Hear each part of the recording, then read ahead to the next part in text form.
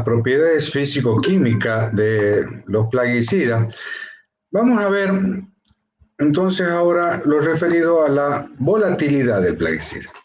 La volatilidad del plaguicida va a depender en principio de la presión de vapor, que sería la fuerza que necesita hacer un líquido para evitar que sus moléculas pasen a la fase de vapor. Es decir, que cuando más fuerza tengan que hacer, mayor es la tendencia del producto a volatilizarse. Es decir, que cuando más presión de vapor exista, vamos a tener productos que son más volátiles. La volatilidad la vamos a encontrar acá, está puesta en milipascales, es decir que para pasarlo a milímetros de mercurio deberíamos dividirlo en 133.000. Bien, los valores acá están expresados en milímetros de mercurio, ¿sí? Entonces, y arriba tienen cómo pasaríamos de pascal a milímetro de mercurio, ¿sí? Acá sería 133.000 porque estaban puestos en milipascales en la placa que les acabo de mostrar. Entonces tendríamos los productos que son prácticamente no volátiles, con valores menores a 10 a la menos 8, por ejemplo el glifosato, poco volátiles, entre 10 a la menos 5 y 10 a la menos 7, el S-metaloclor, medianamente volátil, un metribuzin, 10 a la menos 4, medianamente volátiles también el clomazone, o muy volátiles los ésteres de 2,4-D con valores de 10 a la menos 2, es decir, que inferiores a lo que sería 10 a la menos 3. Acá tenemos otra gráfica donde vemos los 2,4-D que veíamos hace rato. Si le uno un alcohol, es decir, forma un éster y pasa a ser volátil, o una sal que no es volátil. Y acá vemos cuánta volatilidad, cuánto se puede perder por volatilidad a causa de la tensión de vapor alta del producto. Bien. ¿Para qué me interesa la volatilidad? Porque la volatilidad puede ser buena en algunos casos o mala en otros casos. Es decir, que tiene una mayor velocidad de acción. Si yo estoy aplicando un insecticida, el insecticida tiene 3 vías de ingreso. Esto lo vamos a ver más detalladamente cuando veamos insectotoxicología. Pero por lo pronto ahora vamos viendo que el insecto podía penetrar por piel, por contacto, puede ser por ingestión o podía penetrar por los espiráculos. Cuando penetra por los espiráculos, es decir, cuando son de inhalación, quiere decir que el producto está en su fase de vapor. En la respiración del insecto, el insecto no tiene pulmones, es decir, que todo es solo un tubo que va de espiráculo, tráquea, traqueola, traqueida, hasta llegar a la célula.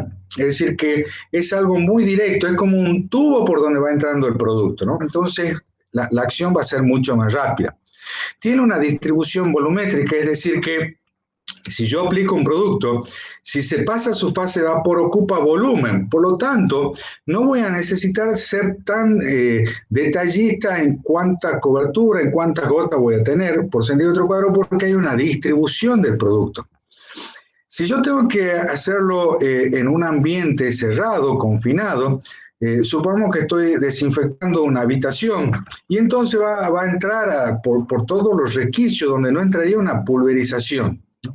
Tiene menor persistencia. Esto es bueno o es malo, todo dependiendo de cuál es mi objetivo. Vamos a suponer que yo estoy aplicando un fungicida que sea volátil o no volátil. Y vamos a suponer que yo lo aplico sobre un cultivo de maíz. En el cultivo de maíz lo voy a estar aplicando más o menos en B10, ya que la inserción de la espiga va a ser en la hoja 12, con lo cual voy a necesitar que todas esas hojas que rodean a donde está inserta la espiga sean hojas que no tengan manchas, que no estén con problemas de necrosis, porque son las hojas que van a alimentar a esa espiga. Recuerden el concepto fisiológico de relación fuente-destino. En el caso del trigo, como la espiga es terminal, lo que yo voy a necesitar proteger es la hoja bandera. ¿Sí? Entonces yo lo aplico y necesito que tenga una persistencia hasta que los granos estén llenos, que posiblemente pueden ser 25 días, 40 días, ¿no? hasta que vayan llenando los granos. Bueno, es decir que yo necesito aplicar un producto y que permanezca mucho tiempo protegiendo de la llegada de nuevas esporas. Vamos a suponer un cultivo como frutilla. La frutilla es una planta refloreciente y que me va a dar varias camadas de fruta, ¿no? Donde yo voy a ir cosechando. No tengo una cosecha única, como sería el caso del maíz o como sería el caso del trigo. Acá yo voy a cosechar, vamos a suponer que cosecho los lunes, los miércoles y los viernes. Durante 2 meses y medio, voy a estar cosechando fruta 3 veces a la semana. Sin embargo, yo también tengo enfermedades en ese momento. Puedo tener botrytis, por ejemplo. Entonces le voy a aplicar un producto. Entonces cosecho el lunes, por ejemplo, y después de la cosecha aplico un fungicida para que me lo proteja de botrytis o para eliminar los inóculos o las esporas que están germinando de botrytis. Pero tengo 48 horas hasta la próxima cosecha, entonces necesito un producto que se vaya rápidamente, que haga su efecto y que se vaya rápidamente. Es decir, que tenga poca persistencia. Entonces, los productos volátiles van a tener poca persistencia. Hay veces que eso es una ventaja y hay veces que no.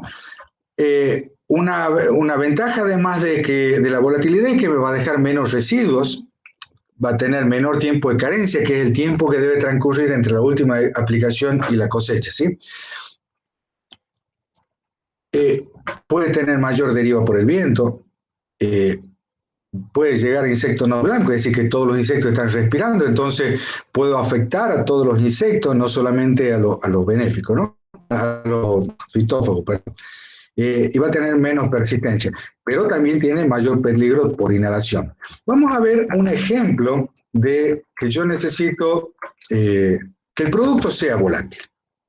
Estos serían gusanos blancos, que serían entonces gusanos de coleópteros, escarabeidos, ¿no?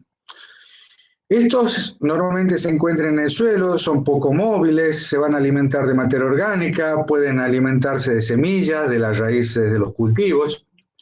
Y entonces voy a tratarlo con un insecticida cura semilla. Y entonces voy a aplicar un piretroide. Entonces tengo, en este caso puedo tener el bifentrin, la cipermetrina, la teflutrina. Así son 3 piretroides. Vamos a ver el contacto, es decir, la lipofilicidad del producto. Son productos todos lipofílicos, como son todos los piretroides. Vamos a ver la presión de vapor. Y vamos a ver que la teflutrina es el de mayor presión de vapor. Y después vamos a ver esto que se llama constante de Henry. ¿Qué es la constante de Henry? La constante de Henry es una relación que existe entre la presión de vapor y la solubilidad. Cuando más presión de vapor tenga un producto, más volátil es. Pero cuando más soluble es un producto, es menos volátil. Y entonces lo importante es esta relación, y estos valores me indican que la teflutrina es un producto volátil. Entonces, ¿para qué me interesaría del cura semilla que sea volátil? Vamos a poner este ejemplo. Yo tengo una semilla, de trigo, tengo una población alta de gusanos de suelo. Vamos a suponer 20 individuos por metro cuadrado. Entonces yo pongo la semilla que está curada con cualquiera de estos piretroides. Si el producto no es volátil, que serían los 2 primeros casos, lo que va a pasar es que el piretroide va a quedar rodeando la semilla. El gusano blanco se va a acercar, va a comer la semilla y se va a morir. Pero la semilla también se murió. Puedo poner un poquito más de densidad, pero no sería lo apropiado. Cuando yo uso el otro principio activo, la teflutrina, que sí es volátil, yo lo voy a poner en la semilla, pero como se volatiliza, me va a generar una atmósfera alrededor de la semilla. Esa atmósfera es una atmósfera tóxica. Cuando el insecto, cuando el gusano blanco en este caso se aproxima a comer la semilla, va a respirar esta nube tóxica y se va a morir sin comer la semilla. Por eso el más apropiado para eso sería usar teflutrina, ¿sí? Por otro lado, tenemos distintas formulaciones y acá también va a influir, ¿sí? Ya que en este caso los 2 primeros están hechos a base de como un concentrado emulsionable, es decir, que tiene un solvente que me puede afectar el embrión porque el solvente es una sustancia fitotóxica, mientras que la teflutrina no tiene solvente, ¿sí? Es una suspensión concentrada, es decir, que es un producto que está al estado sólido. Así que todas esas son las ventajas de cómo elegir un producto de acuerdo a las necesidades que uno tenga. Eso sería un cultivo de soja. Esta foto está tomada en los Estados Unidos. En los Estados Unidos, así como ustedes seguramente escucharon de que tenemos variedades transgénicas resistentes a glifosato, es decir, que sacaron un gen que hacía que una bacteria tolere el glifosato y se lo pusieron a las plantas, se lo pusieron a una planta de soja, una planta de maíz, una planta de algodón, de colza, y hace que, así como esa bacteria podía no tener efecto cuando le aplican glifosato, la planta tampoco lo sufra. Esto es muy común, esto es ejemplo, seguramente ustedes lo escucharon muchas veces, pero no es solamente el único ejemplo de transgenia que se usa, ¿no? Entonces, esto es, hay variedades de soja que son susceptibles, la soja es susceptible a los productos hormonales, 2,4-D, como habíamos recién, u otro hormonal que es el dicamba. Entonces, lo que se hizo fue ponerle a la planta la codificación de una enzima que produzca mucha enzima degradativa del 2,4-D o del dicamba. Entonces lo que hace la planta es, cuando le ingresa el herbicida que lo hubiese matado, ella lo ataca con sus enzimas y hace que la planta no lo mate, que el herbicida no la mate. Bueno, este es el efecto fitotóxico que veríamos en soja. ¿Qué pasa? En Estados Unidos está autorizado, es una soja que se llama Xtend, es una soja resistente a dicamba, y algunos agricultores siembran esta soja resistente a dicamba y aplican dicamba, que es un producto volátil. Y otros vecinos siembran sojas convencionales, pero cuando toma los vapores del dicamba demuestra fitotoxicidad, que ese sería el efecto, ¿no es cierto?, de una baja dosis. A alta dosis la planta esta se va a morir directamente, ¿sí? Pero no solamente lo vemos ahí, esto es una foto tomada en unas peatonales que hay en Louisville, en Kentucky, donde vemos el efecto del dicamba también en bastones ornamentales que existen en esas peatonales. Es decir, que estando por todos los ambientes. Y una de las cosas que nosotros habíamos propuesto hace rato es que no deberíamos nada que afecte. Para eso nosotros, por ejemplo, acá en la cátedra, usamos estos recipientes para medir volatilidad. Ponemos una cama de arena, que es donde vamos a poner el herbicida, y arriba ponemos 2 plantitas de tomate que son muy susceptibles a estos hormonales, ¿sí? Y entonces vamos a ver el efecto fitotóxico, si es que el producto era volátil, o vamos a ver cuando el producto no es volátil, que no tiene un efecto fitotóxico, ¿sí? Son ejemplos de trabajos que se pueden hacer para determinar el destino ambiental del producto. Fíjense, todo esto fueron sometidos, tiene una alta fue muy afectado, por lo tanto la volatilidad de este 2,4-D fue alta, tiene una pequeña curvatura, por lo tanto no fue tan alta, y estos no tienen el efecto, es decir que acá no hubo un efecto de volatilidad del producto, ¿sí? Fíjense que habíamos dicho que la presión de vapor, a mayor presión de vapor, serían volátiles. Y el valor que vamos a poner como valor de referencia era 10⁻3. Entonces acá observamos que todos los valores son valores menores a 10⁻3. Por lo tanto, ningún producto de estos sería volátil. Pero si vemos los valores y hacemos una escala de volatilidad, diríamos que el aldicar es el más volátil, seguido del metamidofolo, el clorpirifos y por último el endosulfán. Y sería raro porque son productos ya viejos, es decir, que la gente los conoce, y todos dirían el endosulfán es el más volátil. Sin embargo, por presión de vapor me está indicando que no es el más volátil, que es el menos volátil. En este caso, ninguno de estos fungicidas es volátil. Sin embargo, un producto, podemos decir que si llega a la planta y se queda en ese lugar sería de contacto. Si un producto llega a la planta y penetra por vasos, sería sistémico. Si un producto llega a la planta y pasa por espacios intercelulares y llega al en vez de la hoja, sería de traslaminar o de penetración. Y si un herbicida, fíjense las flechitas acá, como que hay un movimiento sobre la hoja, llega y se mueve sobre la superficie de la hoja, le vamos a llamar mesostémico. Ese efecto mesostémico se debe a la presión de vapor. Es una combinación de alta lipoficidad con presión de vapor. Entonces, las ceras hacen que el producto lo retengan y no se vayan, pero como pasó a su fase de vapor, se redistribuye en todo el mesófilo de la hoja. Bien, pero para eso tiene que tener presión de vapor, pero ningún fungicida aparentemente lo tenía. La constante de Henry, entonces, es lo que nos va a explicar más certeramente la volatilidad del producto. Y habíamos dicho hace rato que era una relación entre la presión de vapor y la solubilidad en agua. ¿Sí? Y entonces ahora con valores mayores a 10 a menos 5, los productos van a ser volátiles. Entonces, acá vamos a ver ejemplo, y así tenemos acá, fíjense, acá era la presión de vapor y también está la constante de Henry. ¿Se acuerdan de esto? Ningún fungicida era volátil, pero cuando yo le hago la constante de Henry, es decir, que lo divido por su solubilidad, vamos a ver que el trifloxystrobin pasa a ser volátil.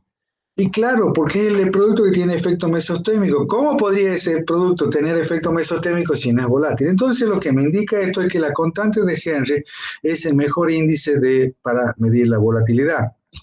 Esto eran la volatilidad de estos insecticidas, que yo decía el endosulfán es el más volátil, ¿sí?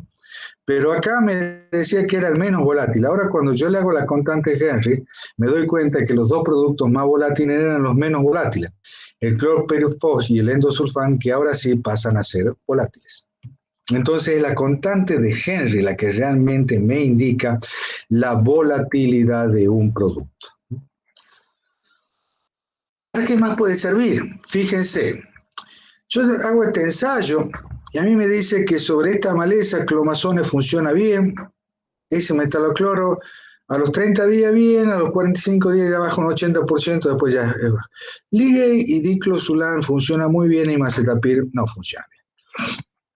Este es otro ensayo, esto lo hizo un cordobés de Manfredi, Diego Starrot. Y entonces este es el Ligay, dice que funciona bien, diclosulan funciona bien, y ese metalocloro también está con un 80% a los 45 días, bastante similares a los valores que había encontrado yo. Sin embargo, después hay un ensayo que hace otro investigador, Eduardo Cortés, que está en San Francisco, y hizo estos dos ensayos, uno en Devoto y otro en San Guillermo, ahí muy cerquita de San Francisco, y él, fíjense, clomazone no le da, a mí me daba valores mayores de 80%, él no 30%, 50%, y sobre todo las acetanilidas, ¿no? Ese metalaclor que tanto yo como Diego Starrot encontramos valores del 80%, él tiene valores del 20%, 30%. Ligay sigue controlando bien, diclosulan sigue controlando bien. ¿Qué es lo que pasó? Que estos productos no son volátiles. En cambio, clomazone, que ya lo habíamos visto como un ejemplo, y ese metaloclor, las acetanilidas, si bien esto no es volátil, está muy cerca de la volatilidad. Lo que pasó acá es que no llovió. Entonces el producto fue aplicado, se retuvo en el suelo, pero pasaba el tiempo sin incorporarse, se va a incorporar con el agua de lluvia, no se incorpora y entonces empieza a volatilizarse y se empieza a transportar y por eso no va a tener un efecto. Estas son las consideraciones para que ustedes cuando vayan al campo no sigan la receta de nadie, tomen sus propias decisiones. Les reitero, ustedes van a ser gestores de ambientes agrícolas, ustedes van a ser gestores de ambientes naturales, por lo tanto, para que la gestión llegue a buen término, tienen que tomar una serie de conceptos para tratar de llegar al mejor de los resultados. ¿Okay? La constante de ionización, ustedes la vieron, físico-química, la teoría ácido-base de Bronsted-Lowry, la teoría de Arrhenius, ¿sí? Y entonces sabíamos que el pKa, que es una relación con el pH, era la constante de disociación, cómo se disociaba en aniones y cationes, ¿sí? Es decir, que tiene una relación con el pH que dice que a mayor pH el producto está en forma iónica y a menor pH el producto está al estado molecular. ¿Para qué es importante esto? Y esto lo veríamos acá en la fórmula, ¿no es cierto? Es decir que cuando yo tenga el 50% al estado iónico, el 50% al estado molecular, esto va a ser 1. Y el logaritmo de 1 es 0. Es decir que cuando el 50% del producto se encuentre en equilibrio con el 50% del estado molecular, el pH va a ser igual al pK. Entonces, si yo tengo un pK de 6 y tengo un pH del medio de 6, el 50% va a estar ionizado y el 50% va a estar al estado molecular, que sería este punto de equilibrio, ¿no es cierto? Bien. Ahora bien, la planta no en todos sus lugares tiene el mismo pH. La célula respira, está generando protones, los cuales lo va a meter dentro de una vacuola, por lo tanto la vacuola va a tener un pH bajo, un pH de 4, o lo va a mandar al exterior, y entonces en el exterior nos vamos a encontrar con un pH de 5, 5,5. Pared celular, xilema, tienen un pH bajo. Dentro de la célula va a tener un pH más alto, 7,5, 8. Entonces, el producto afuera, que es un medio más ácido, va a estar al estado molecular. Pero cuando ingrese va a encontrarse con un pH más alto, por lo tanto se va a estar ionizando. Y va a estar como iónico.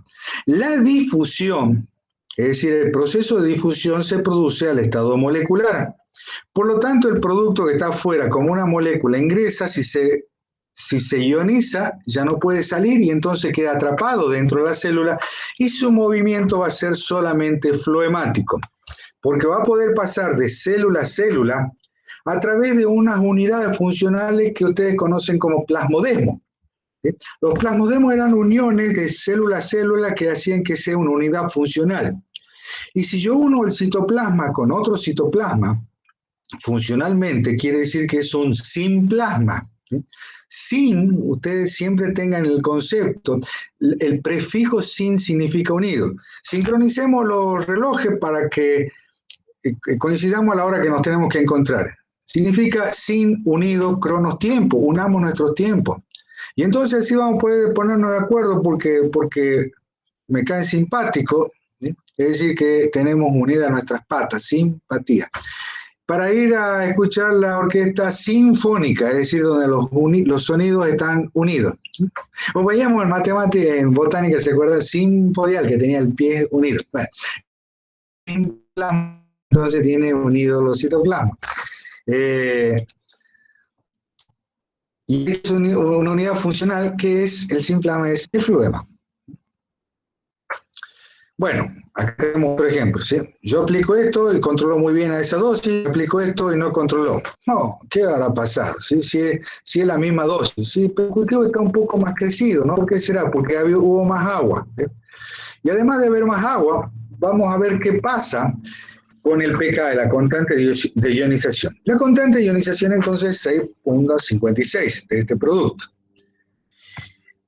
Cuando el pH sea igual, yo voy a tener 50% ionizado y 50% del estado molecular. Si el pH es menor, voy a tener más cantidad al estado molecular. Y si el pH es mayor, voy a tener más cantidad como ion. Yo lo voy a aplicar a esto en dos suelos distintos. Un suelo con pH 6 y un suelo con pH 7,5. En el pH 6, ¿cómo va a estar el producto? Ustedes tienen que responder y después vean si han acertado o no. El producto entonces va a estar al estado molecular. En el pH 7,5, como es mayor que el pK, el producto va a estar ionizado. Ahora bien, ¿de qué me sirve esto? El producto está ionizado porque es un ácido débil y entonces está con carga negativa.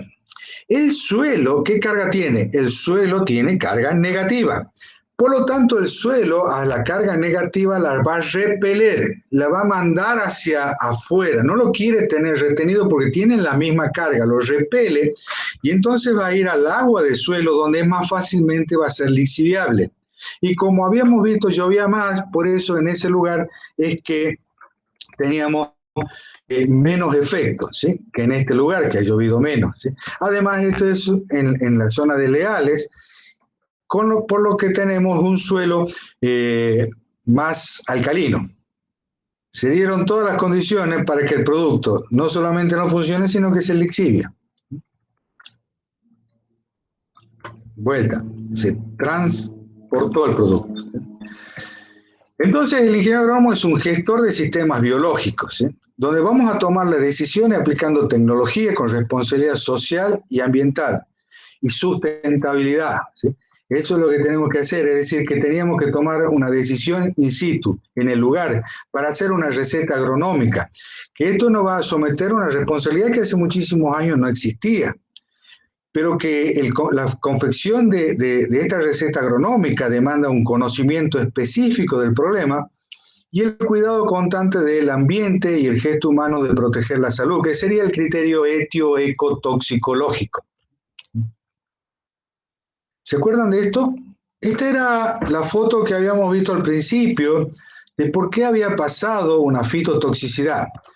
Yo hice algo que el maíz le causó una fitotoxicidad. Si ustedes se fijan en el suelo está limpio de maleza, es decir, que hubo un herbicida que me controló las malezas, pero además veo que el suelo está como planchado.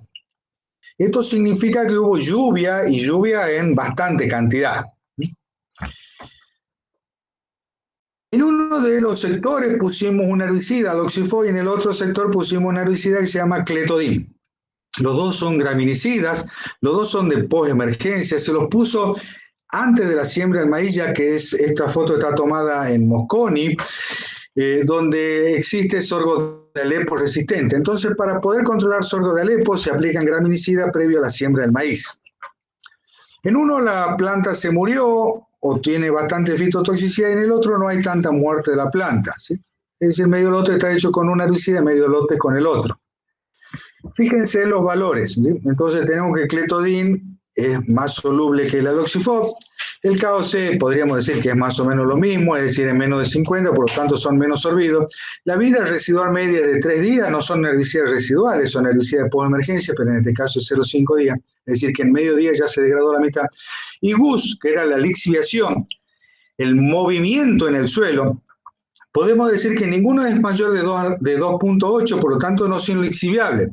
Pero el 1,14 es mayor que el menos 0,45 que dice acá. Entonces nosotros ya podríamos decir quién es el que causó la fitotoxicidad acá. ¿Es el Clethodim o el aloxifop? Y acá el que no causó es Clethodim o aloxifop. Ya tomaron la decisión, ahora miramos que si estaba bien o mal. ¿Sí? ¿Por qué? Porque el Clethodim tuvo más movilidad. ¿Qué significa esto? ¿Que yo no debería usarlo para hacer el tratamiento? No. Significa que debo darle más días. Entonces, para estar seguro, yo a un Clethodim le daría 10 días antes de la siembra del maíz y a un aloxifol le daría 7 días antes de la siembra del maíz. Y entonces no van a tener ningún problema. Pero esas son las decisiones que tenemos que tomar. Ese criterio ecotoxicológico que debemos, con una responsabilidad del cuidado del ambiente, ¿sí? Bueno, posteriormente vamos a ver la clase de formulación. Lo que vimos hasta ahora es la parte únicamente de lo que estuvimos viendo ahora fue solo la parte de ingrediente activo. Habíamos hablado de que un formulado, la formulación del plaguicida era el acondicionamiento de una droga técnica para facilitar el manipuleo, para una mejor dispersión y según la plaga a controlar. Bueno, ahora vamos a continuar con el resto, con las sustancias auxiliares de esa formulación. Seguimos en un momento.